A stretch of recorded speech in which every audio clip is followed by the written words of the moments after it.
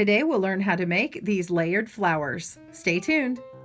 Welcome to GoodKnit Kisses. We're all about helping you stitch your love and love your stitches. Today's loom is the Clover Flower Loom. It's also called the Hannah Ami. Your loom colors may change from country to country and your needle might be a little bit different. I'm going to use a metal needle today. Use whatever you feel comfortable with. Let's grab the loom that we need for this project. For this flower, you're going to need the largest round loom, the hexagon or hexagonal loom, and the smallest round loom with your tapestry needle. Click on the link in the description below to get all the materials used in this video today. This is the layered flower. We're going to start wrapping this up, and I want to show you another one. These are the same thing. They're made using the same techniques. This one is wrapping all the looms one time, and this one is wrapping the outside first largest one time, and then these other two looms twice to get this really cool kind of chrysanthemum look. The yarn here is not as stiff as the one on the right. It springs back. It's an acrylic wool blend, and the middle is a cotton. So I'm going to show you how to wrap it, and then we'll talk about the darning method. It's using a simple center darning method. All right, let's start. All right, to make this flower, we're going to thread our tapestry needle and put it through one of these holes here. Any one will do. I like to use the one that lines up with the pegs here. It looks a little different on these other sides. Whichever one you use is fine. Go ahead and tie a little knot here and roll it to the back to keep it from coming out. You could put a slip knot in if you want. We're going to set our tapestry needle aside and string the loom. We're going to come straight up past all these pegs and go around and down. And then go to the right, just on this very beginning, to the right of these three pegs. And go around and hold it with your thumb. Okay, that completes that petal set. We're going to go to the next one. You're just concentrating on this outside loom here. We're going to go around on the right side of this peg, around there, down, and to the next peg. And we're going to go to the right of this opposite peg here. Hold it, and it's on the left, so we're going to be going to the right of this peg up here. So go to the right and go around, and if you trap those in, that's great. If not, that's fine. Go down into the next one and around. I like to get these two in here, and so that mirrors that side. We're going to go around to this right side here and down to here. So if you notice, I'm I'm going to the opposite side. When I cross to the other side, I'm going to the opposite way. So I came from the left here, so I'm going to the right of this peg here and around, and then all the way up and around, and it's coming from the left, and it goes to the right over here. So I think you get the idea. I just rotate my loom as I go around, and I push down. Sometimes I'm pushing down in the middle, and sometimes I'm holding on to the end with my thumb to keep it from falling off. Depending on your yarn, it may be more slippery than others. Easy for me to say. Okay, keep going around until you get all the petals formed using all the pegs on the outside loom. Pause your video or rewind or fast forward, whatever you need to do.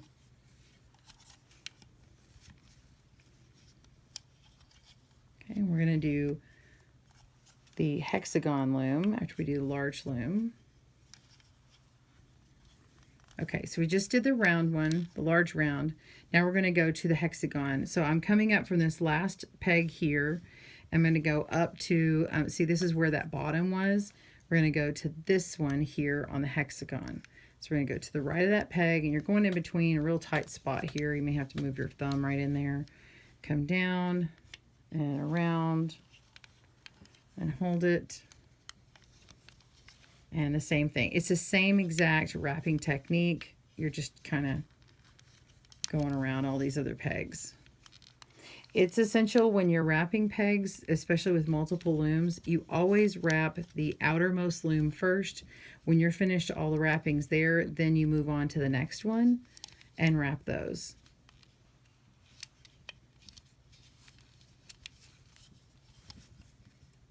All right, so keep wrapping around. Now on the one that I did, I had 2 wraps on the hexagon loom and 2 wraps on the smallest loom. This one, I'm just going to do one wrap on each.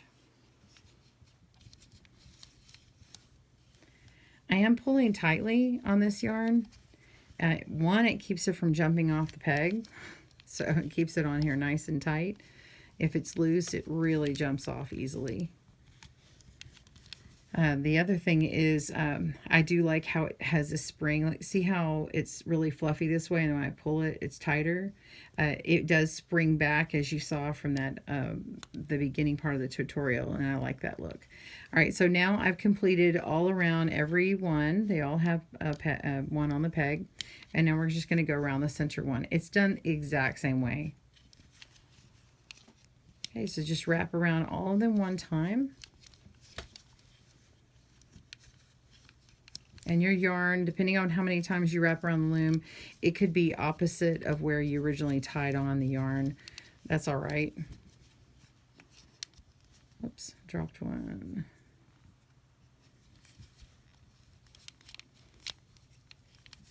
Yep, see, this is why you got to pay attention. When I had those extra rounds on there, it was really thick and it would pop off very easily, so you got to be careful. So this is now ready. It's going to the other side, and I can tie these together. If the string is on the other side, that's fine too, or you can wrap it around one more loop and come back over here and tie it together if that's easier for you. It's not going to matter. Nobody's going to notice if there's an extra petal on that side. Go ahead and tie those. And especially on this one, it gets really springy the more loops you have on there, so be careful that you're pushing all these down and tying it securely. Now you're ready to darn your flower. I'm going to show you how to start it, and then we'll fast forward and show you the ending. I want you to click in the upper right hand corner here to learn how to darn it, and I want to show you what this one looks like with one loop on each one of these, just to show you the difference. This is the point where you will start darning, so you're just going to get out your contrasting yarn, or you can certainly go with the same color there too. We're going to go ahead and push this on through, and we're going to come through the back, and because we did the center darning technique, it's going to be easier to find the center here, right there. So it kind of moves around and makes it easier. If you wrap it the other way, just the flat wrapping technique that I've shown before, it doesn't come through the center as easy. And then you just start coming through each individual petal, the ones that catch as many as possible. It makes it easier. Okay, I'm going to go fast here just because I have another video that shows all that. Make sure these are pushed down, especially on this first go round. We're going to go underneath here, and you can see where the tail is coming out. That's an easy way to find that center again. Pull it on through and catch that next petal. I like to go through all of them and then go down.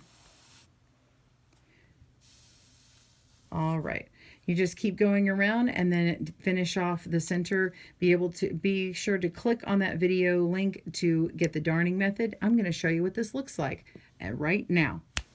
There's our layer of flower, and we've got it to compare against the one that has just a few extra layers wrapped on there and the original flower. If you haven't subscribed, please click down below and do that, and for notifications to get the next videos.